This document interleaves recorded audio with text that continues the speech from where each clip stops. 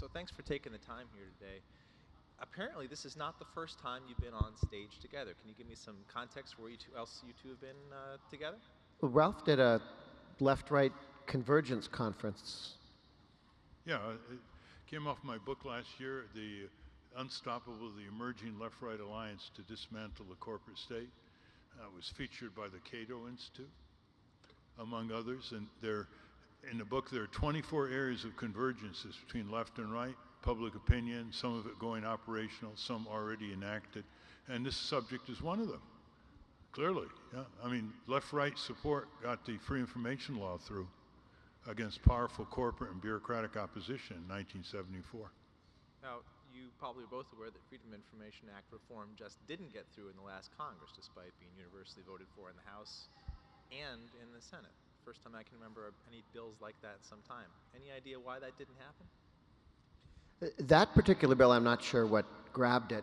The challenge you have with the divided Congress and a handful of things that everybody agrees on, you can get support for patent reform and H-1Bs and a couple of different things, but all those things that we all agree on are known as hostages.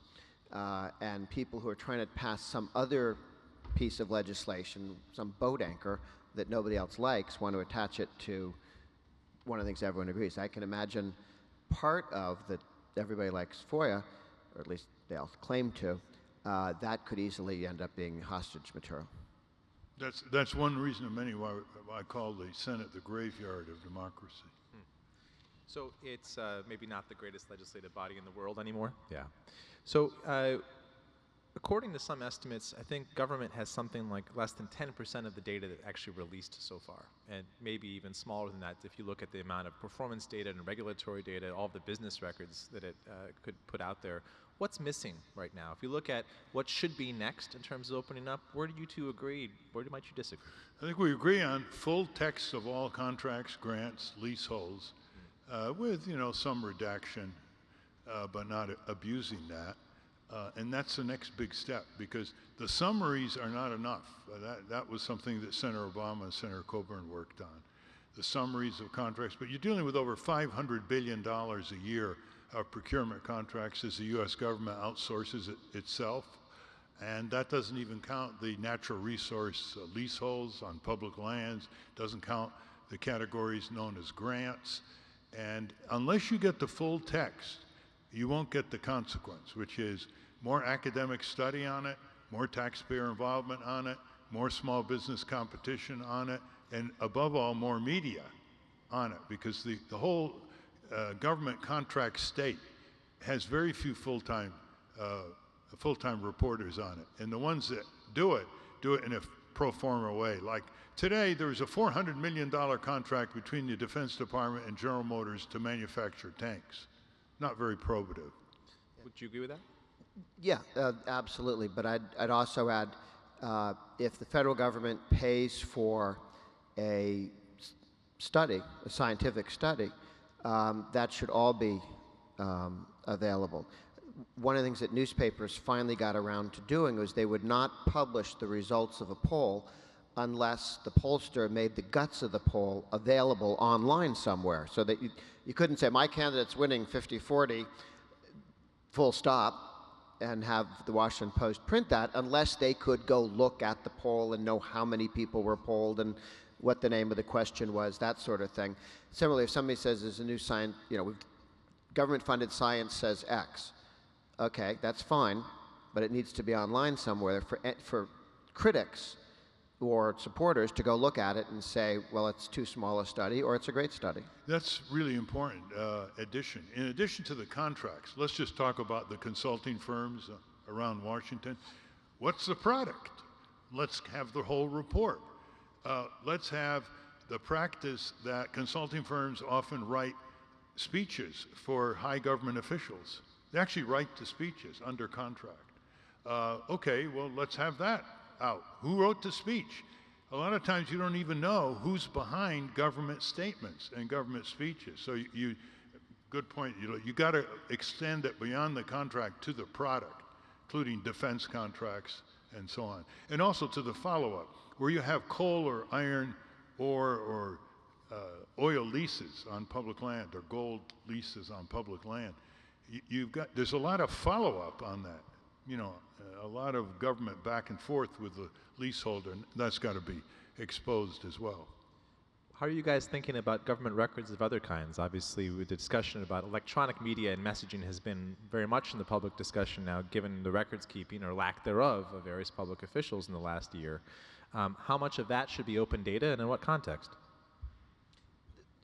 I think that the burden should be on why isn't it public information, whatever the question is. I was talking to the Open the Books people today in preparation for joining you, and they've gone out and had to sue or do FOIA, had to go to court in Illinois to get the Illinois books opened up. Sometimes the data they get is handed to them in the least usable form imaginable. And the answer is, fine, we'll take it, because somebody who wants to get into this can get into it. So I'm always more interested in getting the raw data first and coming back and arguing about, could you please put it in usable form. I don't want the data public to be delayed because somebody says, I'm getting it ready in a usable form, and that takes any length of time. It can really lay things out. As I worked on this over the years through state by state, the first successes we had were Texas. The governor of Texas put his own budget, Rick Perry, his own stuff online for the governorship. Then their comptroller controlled 14 departments, and that all went on. And then they got a law to require everybody to do it in the future and not undo it, because another governor, another comptroller could go, we're bored of this. We had a conference call with people from Florida, Kansas, Oklahoma, Missouri, and Texas, and they said, well, the bureaucrats are telling us it will cost $15 million in one case, $5 million in another. Missouri said the governor ordered everyone to do it within existing budgets, and they did. Texas spent $200,000 that they weren't planning on spending to make it happen. California's response was they need $175 million. The $175 million was to buy a bunch of computers they'd always wanted, so they were holding your data hostage for the cool computers they wanted. But that's largely broken open at the state level. Rahm Emanuel just state sued, had to be sued, but Chicago, since it was the previous mayor's stuff he was rolling out publicly, he had no problem at all. Everything. What do you want? Everything. If there's a problem, it wasn't me, it was somebody else, and gives you a good base to look at. So I think we're doing reasonable. Local government, slower to get done. A number of states are mandating that the local governments become transparent. Texas passed a law that said if you cannot prove that you're spending 2/3 of your education money in the classroom, you either have to prove you're doing 2/3 or you can be transparent. So the major big cities said, we can't possibly do that fraction, it's too difficult. And so they just put all the data out. And then everybody else can calculate the numbers. Never underestimate the bureaucracy's creativity. For example, once you get them standardized and formatted, you take away some of their excuses. For example, we wanted to file from the FAA on the Concorde supersonic transport. And they basically said, here it is, it's a warehouse, file. And we won a case where the judge said, no, you have to index it. You can't simply say, here's a warehouse of material, find the needle in the haystack. So I view one of the benefits of the Data Act is it strips the bureaucracy of the kind of excuse that intimidates or takes too much time for people who are making the request, and then they have to go to court. The other thing is when the agency implies, file a FOIA, like, you want something, file a FOIA.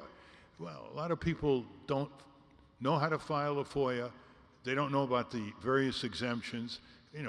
We've filed more FOIA cases probably anybody in the country since 1974, and we know the tricks that are used. Another is they underfund the budget in the agencies and in Justice Department to implement. Freedom of Information Law is the only law I know that is only enforced by citizens. The government does not have nothing to do with enforcing it. The Data Act is different, and that's the infrastructure that makes it possible.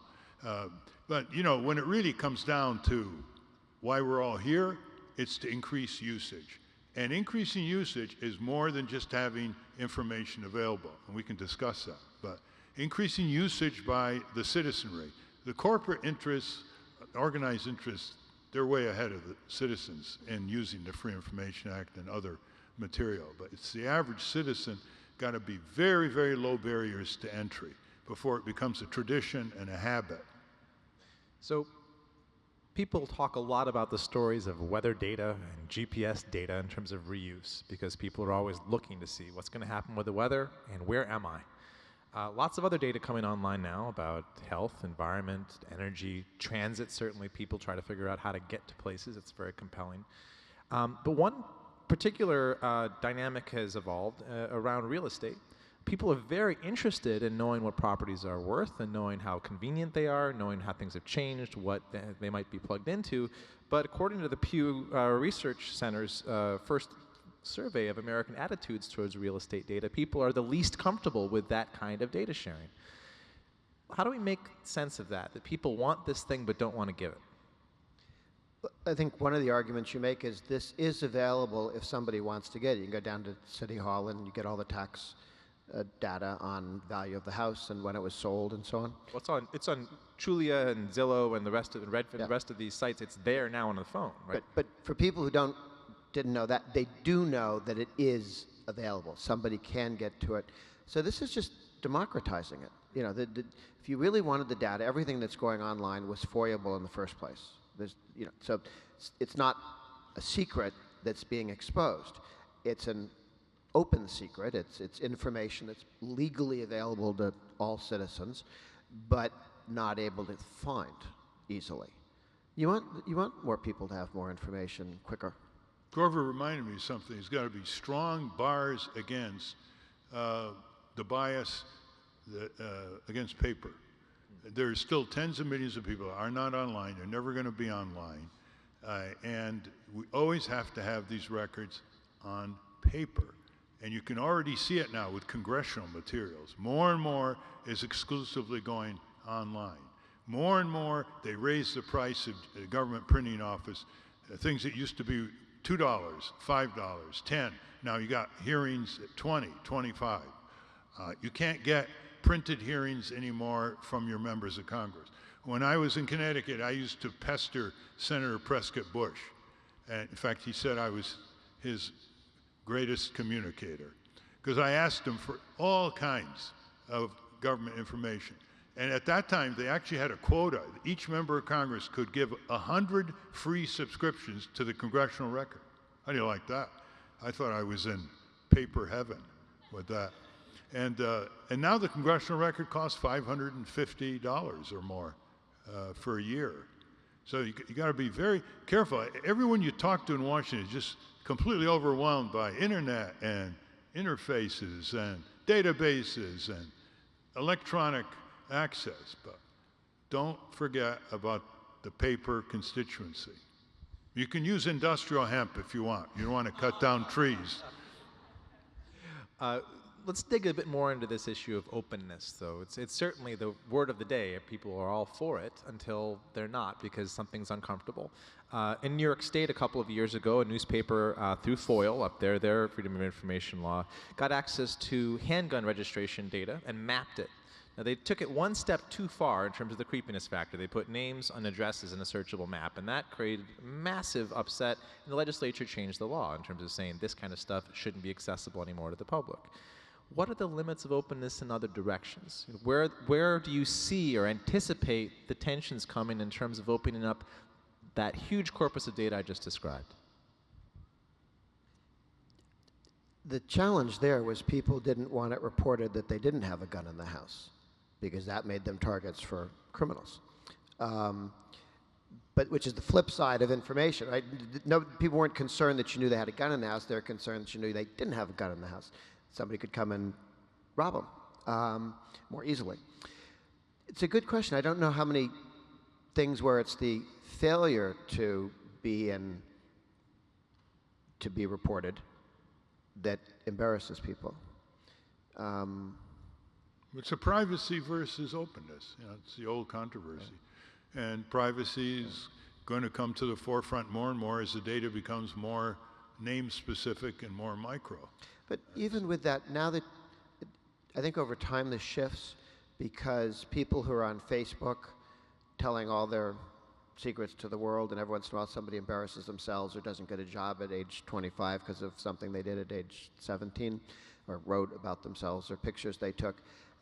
That can be bumpy for a while, but when everyone learns the rules, it self-corrects to a certain extent. I'd hate to have the government coming in and doing yes, no. I'd rather have people work it out.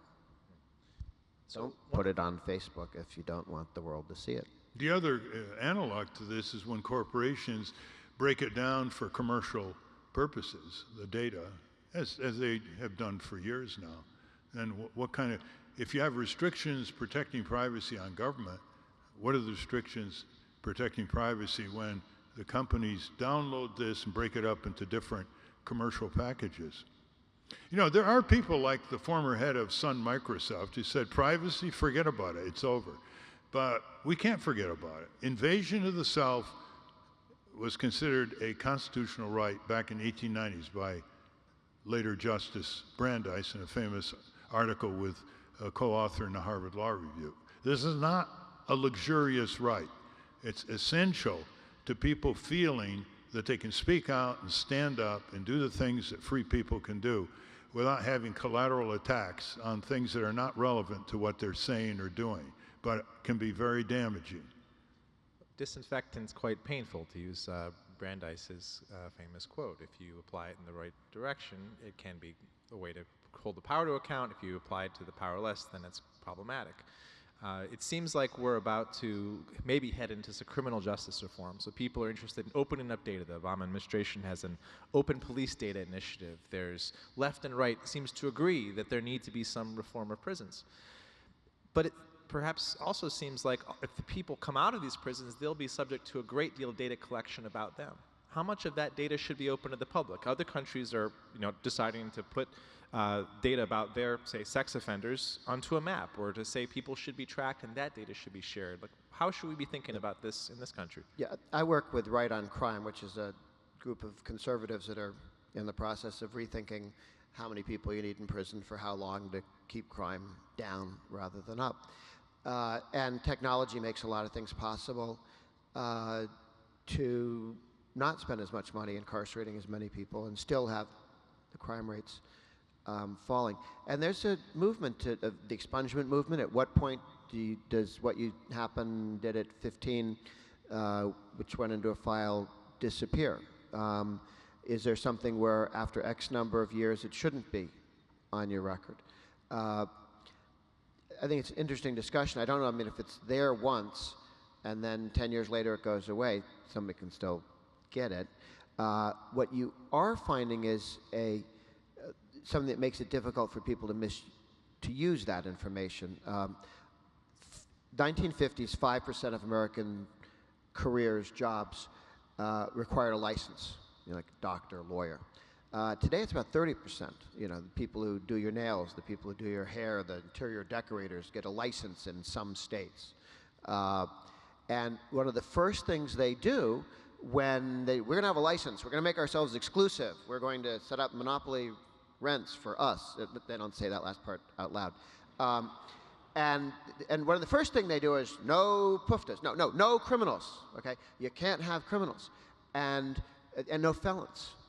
So that just somebody can't be a barber because X number of years ago they committed a crime, and stripping those out, I think, I understand no bank tellers if somebody's been an embezzler, but there's a lot of that can come out. It's the use of it, the government use of that information to prevent you from a job.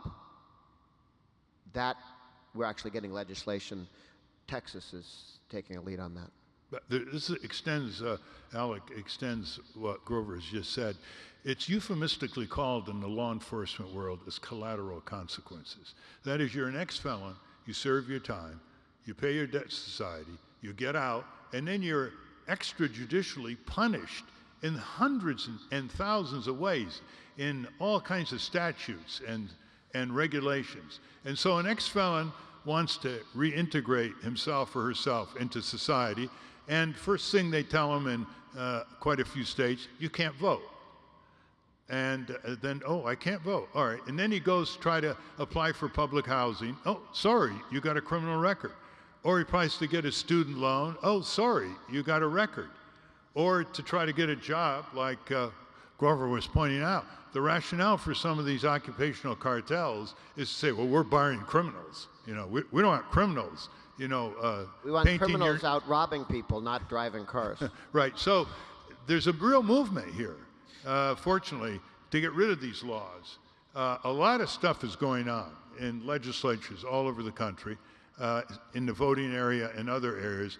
But what's important is every time you get rid of one of these laws, you get rid of the data that can be requested, that can harm people who are free and they've paid their due debt to society. This business of post-punishing people who have already served their punishment, someday, I hope, will reach the Supreme Court and be invalidated under the Equal Protection Act, clause of the Constitution. Speaking of data shadows that follow us, where do you guys stand on having access to your record from a data broker, much in the same way you have an access to a credit report? What's the argument against that? Does it cost money to have it run for you? So some might have set up a website where you can get onto it. Some people Yeah. feel what they're actually doing is making it so you give them better data about you, which then enables them to personalize or target. But I haven't heard a very strong argument against it. Otherwise, that's another regulatory burden upon those agencies. Haven't focused on it. All right. Another direction then. We've got a lot of people who are entrusted with enormous amounts of data about citizens that they need to keep private. Usually we can agree that there are some kinds of data that shouldn't be just willy-nilly opened. Someone's social security record's a good example of that. Tax records are a good example of that too, and of course the IRS breach has gotten some attention as well. And I asked the senator about that in terms of authentication of citizens and how those should be encrypted and how that should work earlier today. In this particular context, what kinds of data should people be able to access about themselves that shouldn't be open? You mean about themselves personally? Yeah, Or personal data that should be accessible to citizens, but that shouldn't be open to the public. you're dealing with the privacy issue. Yeah, exactly. Well, I would draw a distinction between corporate data and real human beings. This is where we may differ. But I don't think corporations should have all the equal rights that real human beings have under the Constitution. Now, years ago in Wisconsin, until maybe the 60s, all corporate tax returns were public information. All corporate state tax returns. And it was the only state that did that. And it was really a gold mine for people. So you had like General Motors state tax return, Exxon, it was public. So I would be much more careful about protecting personal information than, say, corporate information. But this is a huge subject. This is going to go on forever. And the tragedy is that if we don't find a better word than privacy, which has a kind of luxurious connotation, like get over it, and get to the real gravity of the civil liberty the civil right that's being protected here, it bores people. I mean, look at this room, right? I mean, if Bruce Jenner was here, it'd be full, right? Well, yeah, I believe she's called Caitlin now. Excuse me, yeah, so sorry. I'm not up to date. 17 million people watched the program. You couldn't get 5 million people to watch a program heralding the devastation of all privacy in America. Well, if we I mean, I've had this problem again and again since I wrote my first article for the Ladies' Home Journal back in the early 70s. You can't get people really upset about it unless they're burned by it, you know, like what Grover was alluding to. And a lot of times, they don't even know they're being burned by it. You get a credit application denied, you don't even know you're being burned by it. And then you have this psychological attitude of the American people. I haven't done anything wrong. I've obeyed all the laws. I don't care what they know about me. See, that's a serious dearth in knowledge about freedom in a society when you have that statement. You want to hop in on that? Yeah. parallel two things. One is they are trying to come up with some rules about how government employees can use data that they see about you. I served on the Commission on Restructuring the IRS back in the 90s, and this was in reaction to IRS agents looking at their favorite movie stars' tax returns and sharing them. And now we know that people were putting this stuff on their personal servers and moving your data to non-secure, less secure areas, and in some cases, giving it to their friends. The House of Representatives have passed a law to make firing offenses. So if you do that, you can lose your job. So I do think we need to have some very clear lines that what people have done in the past, having fun going through other people's data, is not allowed.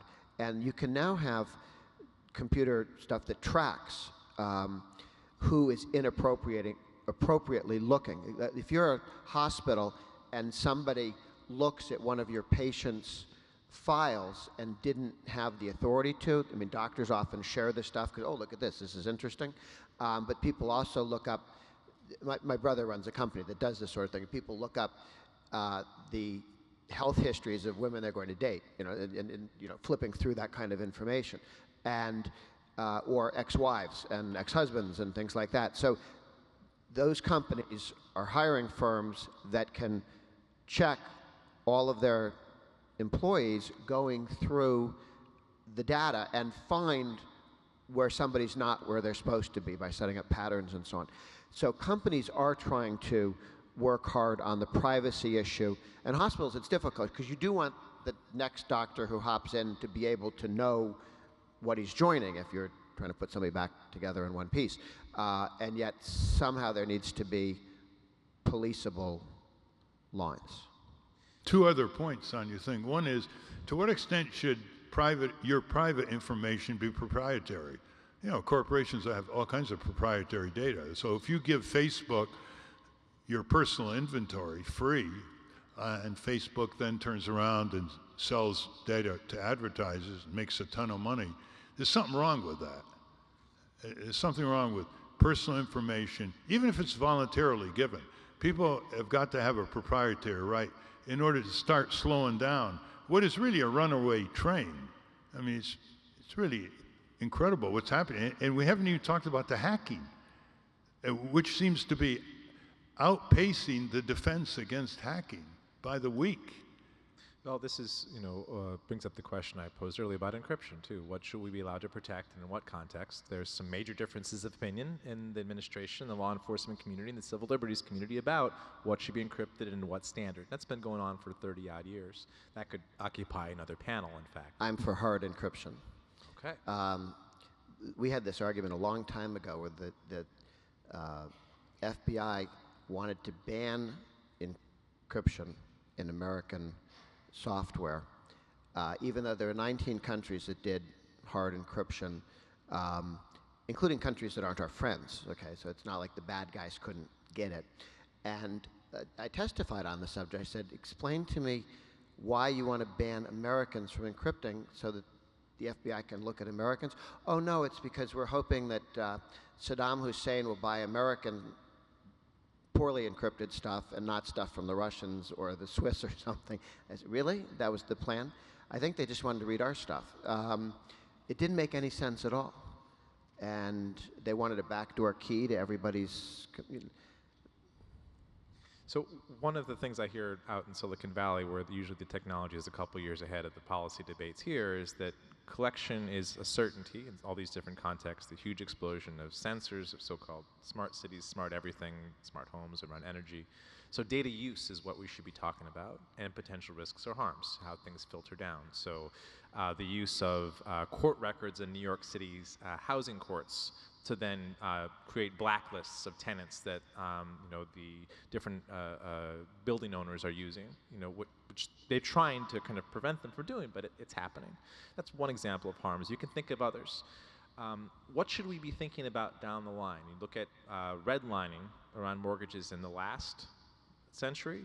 What's going to be the kind of touch points here? Should we be talking about algorithmic discrimination? Well, I was talking to a New York policeman, a New York, Chicago policeman, who said one of the problems they have is that the sexual predator laws don't distinguish between an 18-year-old who slept with his 16-year-old girlfriend and a serial rapist. They just all show up as sexual predator, as sexual criminals.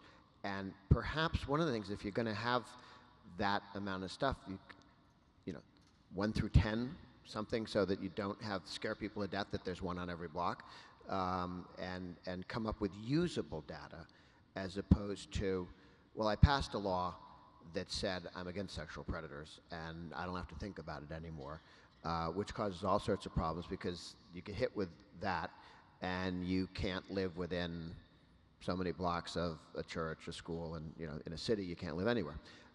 And they're real dangerous people, and they're guys who 20 years ago probably should have waited. But those are not quite the same things, and there's not the same danger that citizens think they're being warned about. Mr. Alec, what you pointed out, technology is ahead of the law.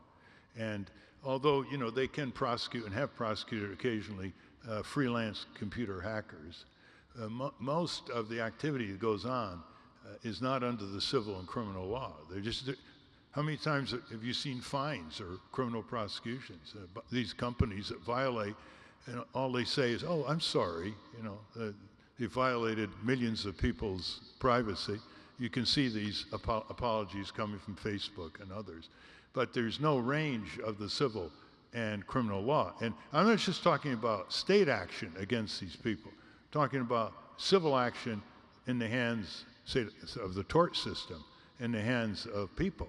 So that way you decentralize deterrence and alarm signals. You better pursue a safer path here, a less reckless path, because you're going to be sued or you're going to be prosecuted.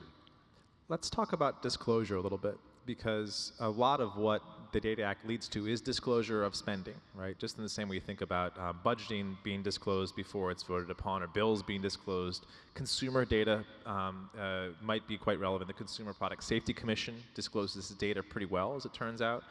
Others maybe not as well. The SEC has gotten rightly tagged up for some of its issues around data quality. If you look at things like food safety data, restaurant inspection data, Americans by and large are extremely comfortable with that. They want to know whether the stuff they're eating or the place they're dining has had safety reports. So if you look at federal agencies, what kind of disclosures should they be making machine readable so that that can get reused where people are actually going to run into it? My sense is that if you make all federal data available, people with apps will decide what consumers need to know. A lot of the regulatory rules, like in order to be a cab driver, you have to do these 20 things, like not have a criminal record and this, and this. I know more about the person who's going to give me a ride in an Uber than I do about a taxi cab driver who X number of years ago got a license. And Uber knows more about you. Well, and the driver, well, yes, but taxi cab drivers get killed with some regularity because they don't know who's getting in the car with them. This right. works both ways. Yeah. It's good that the taxi cab driver feels reasonably comfortable that the last 20 times I was on an Uber, I didn't hit him, and I showed up on time and paid the check cleared. But also, I mean, you can see their rating, and they rate you. The Uber drivers rate the people that ride with them. That and the whole question about when you use, I mean, it used to be, crooked painters and roofers and plumbers and people. Tough to do when you can go online and learn an awful lot about a would-be plumber or any of those sorts of things. So a lot of what used to be done, we check in and see if you did these 10 things, and then, okay, now you're a roofer, okay, or you're a plumber, and come back in X number of years, and you still are. There's an awful lot, there's a lapse in there between which you can become all sorts of bad things. Or you could get lousy or sloppy at your job. So that kind of information in otherwise very difficult, how do you know if somebody's a good plumber, right? I mean, but if you talk to enough... Probably go to Yelp or Google reviews, or now that Amazon's getting into it, they're going to rate them for you, and you'll go to trusted ones. I think it makes the information in the market so much higher quality, both directions, than you'd ever have through the regulatory state. That I think it's extremely interesting. And those debates about whether somebody could say something really snotty about a restaurant or a roofer and get sued for whatever, those are healthy, important conversations, because you need some boundaries, whether they're just informal. Yeah, I think the discussion of the Uber economy, which is spreading around the world, is going to be much more granular. It looks pretty good now, but you're going to have a lot of problems. And Uber is going to start putting the screws because they want to make more money, and you're already getting taxi drivers going over to Uber and then coming back because they're not treated right. It's just the freshness of it is exciting people. But most people in this country, when you say, who's your plumber? The question is, oh, my plumber? I've had this plumber for 20 years. I've had this plumber for 10 years. That's why I call my plumber. So let me drill down and make this a little bit more concrete. The Department of Labor, it turns out, gets forms from financial advisors. They have to file them with them, and then they actually then have a record of their violations on file there. There's a company that came along and decided that would be a really interesting corpus to build a business around.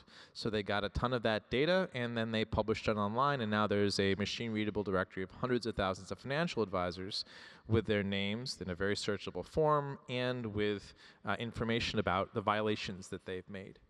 Should we be expecting to see more things like that that exist within agencies? And if so, which agencies would you look at? Yes, we will see more, and the ones that we'll see more of are the ones where there's a market for that information. I mean, it'd be interesting to see what that would be, but when they rate companies, investment advisory companies on how well they actually do, it always drives them nuts because they want to be judged on their advertising or their logo, or we've been around for 100 years.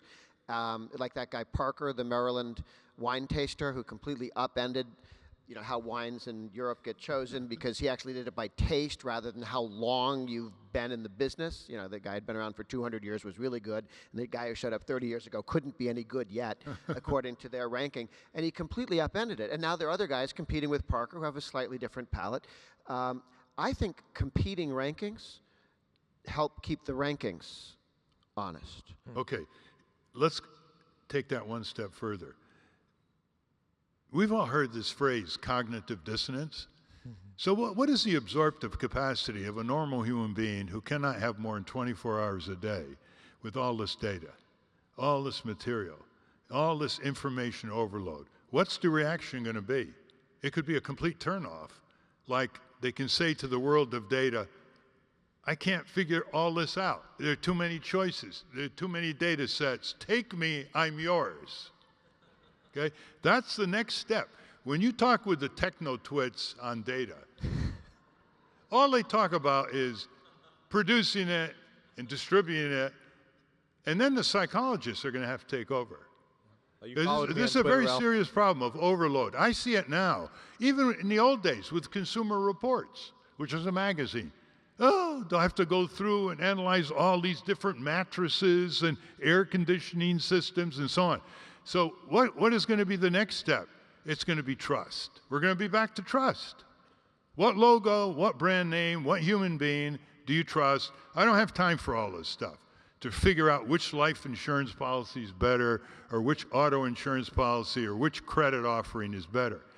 So I make this point because there's a certain enthusiasm that excites people every time you get new capabilities of producing, ordering, selecting, distributing data, reducing the price of it. But there's real problems down the line here, real problems. But this is what the entrepreneurs I speak to around the country are after, though. They're going in and doing healthcare recommendation engines, or they're doing stuff that uses child safety seat data and then mashes it up and tells me, I'm a new parent, which of these seats has had the most issues against it. Just in the same way you might look at a restaurant. Which of these places do I go to? I look at consumer ratings, but then I put the health inspection data next to it. So they're going after solving that overload problem. But you're going to have 20 firms doing that with different results. Well, they'll win in the marketplace, right? Yeah, but who's got the time for this? Nobody. They're going to go right in this. Okay. You know, my sister teaches anthropology at Berkeley, and she once called me up and she said, "What's the antonym to paranoia?" She says, "I haven't been able to find one." And I checked, and I said, "I think you're right, Laura." And she says, "Well, how about this word, trustanoia, where you develop such a complex society and such a propagandistic society where the only thing left for the receiver is just trust." Gullibility. Huh? As the antonym, gullibility. Yeah. It doesn't have to be either or. For some people, they really do want to look at the 7 different rating systems, and for some, they like their doctor, they like their plumber, they're happy, okay? People can choose which way, but if you don't have the 7 rating systems, that's not an option. And by the way, one of the things you can do is trust somebody who actually reads the 7 rating systems. He does all the work for you. That's the next intermediary, right? Relatives. Constant overcomplicating processes, where pretty soon there won't be that person you just talked to. It'll be something you can implant in your brain for 10 minutes and then take it out electronically. But we all laughed at Robin Williams in the Moscow on the Hudson scene where he runs into the 50 different kinds of coffee and overloads, hyperventilates. Because as Americans, we know those are the kind of choices. Of course, there are 50 different kinds of coffee. You're the former Soviet guy. You were expecting 1 coffee, right? No, 50.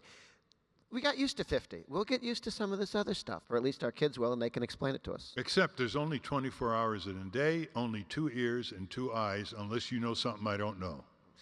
So there's a lot of different places where government can try to collect more data or be asked to collect less. We've seen a huge debate around net neutrality and putting in principles around transparency and quality of use. And that brings up this larger issue of what's the role in government in trying to collect data about the marketplace and then releasing it into the marketplace. Guys, have any comments on that? I imagine there might be some difference here. Yeah, I mean, I'm not sure I want the government collecting the data and releasing it. I'd certainly like it to be legal to be released, sold, voluntarily shared. I mean, as much data is available out there. Yep. The government's going to have some data, and that should be public information if the government's got it. Yeah, good point. Let me give you an illustration. Over a year and a half ago, the U.S. Navy did something that was quite interesting. They issued a statement saying that they're going to rank contractors. They're going to rank them. Now, the possibility here is that everyone gets a B+ to an A.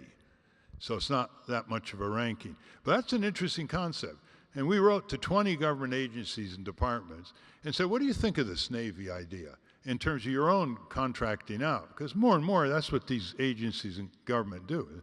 They're confronted with a legislative mandate or some curlicue, and the first reaction is, who do we contract this out to? I mean, the Army doesn't even feed itself anymore. They contract it out, Iraq and elsewhere. So we wrote to 20, and a number of them responded, and they said, oh, this is very interesting. By the way, it's amazing in an internet age how people figuratively right across the street from each other working the same trade don't know anything what's going on across the street. I'm discovering this more and more. Maybe it's the overload problem. And then we said to them, would you like to attend a seminar where the people from the Navy explain their experience thus far, and maybe you can adopt the same thing? Well, you see, that's a very legitimate piece of information that they derive from their experience with corporate contractors. And then when they rank them, if they do it right, when they rank them, that's information the public needs to know, because they're paying for it. So speaking of contractors and spending, one of the things that's a huge headache for people trying to report upon what's happening in government, who's getting what money, is what the businesses are. Right? There's so many different subsidiaries, and often there's some challenges around the fact that the number itself is issued by a private entity, Dun and Bradstreet, the famous Duns number. The U.S. is rated lower because of from the United Kingdom on its open data, because we don't have an open corporate identifier. There's no way to associate spending for a specific contract with a specific place. And in fact, USAspending.gov, which just recently got remade, well, doesn't work quite as the same way because Duns isn't part of it anymore. At least that's my understanding. Does the U.S. need an open corporate identifier? Would you guys both agree that? Like every company has a number? Yeah, there's They don't have a tax number now? definable entity that's associated with every piece of government spending, that's open, that's not, you don't have to pay to use. I would have thought that was their tax ID number. Any feelings on that? You haven't used a Duns number or not? I mean, it facilitates identification of where the tax dollar goes. Right now, I don't see anything wrong with that. Okay. If it's, if the tax ID number is not sufficient. If it's not, give them another number. Add 1 to the tax ID number, and there you go. So we've run up into 5:15 very quickly here. As you look around the bend, just leave it here, what inspires you the most about opening up of data, and what concerns you the most? What inspires me the most is dealing with corruption, institutionalized corruption. The Department of Defense and its contractors, they have wave after wave of commissions every few years. They're going to reform it. It is unreformable under the present framework. It's got to be pushed from the outside. And the amount of waste is truly staggering. And it's not just the F-35 and the F-22 and other weapons of mass destruction. It's all kinds of techniques. Like, why was there a $450 claw hammer, which embarrassed the Pentagon more than billions of dollars of exposés, by the way, because people relate to it? Because when the prime contractor gets the contract from the government, and then they subcontract, and they subcontract, and they subcontract, it's great for contract lawyers, and they subcontract, and the guy produces the claw hammer, and then it goes back up. And every stage it goes back up, there's the add-on. So they can, without any embarrassment, put down in the data, and they figured nobody would see it because there's hundreds of pages of material in these defense contracts, $450 for a claw hammer. So I was looking into this. I couldn't believe that they would even put this in writing. And so I asked, what was the entry? What was the technical phrase for the entry, claw hammer? And here where the Pentagon linguists came into play. They called a $9 claw hammer that you can get in a hardware store a unilateral impact generator. Well, they had to pay the guy to come up with the word. To a unilateral impact generator, everything looks like a nail. That's right. Yeah, Quick closing thought on that. I think what's exciting about this is that it's inevitable. As we move state by state, as we move down to include cities and towns, as we move sideways to include public universities, because a lot of these states are terribly transparent, and then you look over, there are huge chunks. Oh, the whole state's transparent. Oh, that's not the state. That's the University of Louisiana. But that's going to happen. And they can hold out for a while, but not too long, and the federal government as well. There is both on the right and the left in America, in the live part of the tree, the center is not the live part of the tree. The live part of the tree is on the outside, and you have activists right and left who each believe that the more honest and better informed the American people are, the more likely they are to agree with them. Okay, I tend to think if everybody saw how the federal government spent money, they'd join Americans for tax reform. Ralph thinks if everyone saw how they were spending their money, they go, let's do more of that. I'll take that. I beg to differ. I'll take that bet. But should have started with that one, I think. The argument, less of some, more of others, perhaps. But people who care deeply and follow this from outside are and even average citizens who just ask them, do you think the government should be transparent? The answer is yes. The answer is yes. Yeah, sure. And they're serious about that. I would argue, because I was talking to one of these gentlemen that wants to reform Africa and get Africa to stop being corrupt. I said, how about if we went completely transparent, and if you put all your efforts into getting the United States more transparent, then other countries would look and say, that's the way to do it. I think the best way to get some other countries that are not very transparent and that are much more corrupt than the United States government is for us to be better at it. This is about reforming other countries by reforming us first and being a good example. We don't have to go over and occupy somebody to get them to behave. It's a good thing to just do it right ourselves, and then people in other countries go, we could do that. See, that gives us moral authority. So I You're think right. Let me just add to that. You alluded to local government. We didn't spend much time on that. That's where the real payoff can come. You remember that little town in California where they were paying, this town... Bell? Bell. They were paying like the mayor, or whatever, $1 million or more a year. And it went on for years. And I'm saying to myself, where's the auditor? Where's the accountant? Where's the local newspaper? He's making Where's half the a million. citizen? well, Right? the newspaper is the one that eventually... LA Times, it That's took. right. Right. Now, at the local level, a huge amount of change can occur. But let me give you a caveat. By the way, I don't like the word transparent. Until the Europeans came in with that, with their NGO words, it was open government. It was openness. It was open treaties, openly arrived at. I like the word open much better. You got to get down to where people understand. So, transparent. A lot of people, what the hell is transparent? I like accountable. Right. Now, the other thing that it works... I like tiny. the other thing that's really interesting is this, and this is for the reporters here, is that this has got to become a big reporter's beat. And the fact that you can get all this information out doesn't mean that the newspapers, beleaguered as they are, or Huffington Post, and Alex is going to be the new technology and society reporter for Huffington Post. He's a terrific moderator, by the way. Colby College pride. It doesn't mean it's going to be reported. And it is a skill. And that's why we need seminars where reporters come and learn how to cover it. Learn how to cover the new technological data world because they're not going to be taught it by the editors. They're all strapped, and even the internet press has got to learn how to cover it. You want to cover the Pentagon procurement world under a new Data Act system of openness. It doesn't come naturally. It doesn't come naturally. So the journalism schools should get involved in this. Some of the societies of newspaper editors and reporters, if you don't have an expanded reporter corps, you're not going to get the benefit from the Data Act and from what comes after it. Well, I would agree. Say data journalism is the peanut butter to the open data's jelly. I think that and I want to leave it there so we do close this up because I'm sure Hudson's over there sweating bullets. Gentlemen, thank you so much for your time, for your thoughts. Please give these guys a round of applause.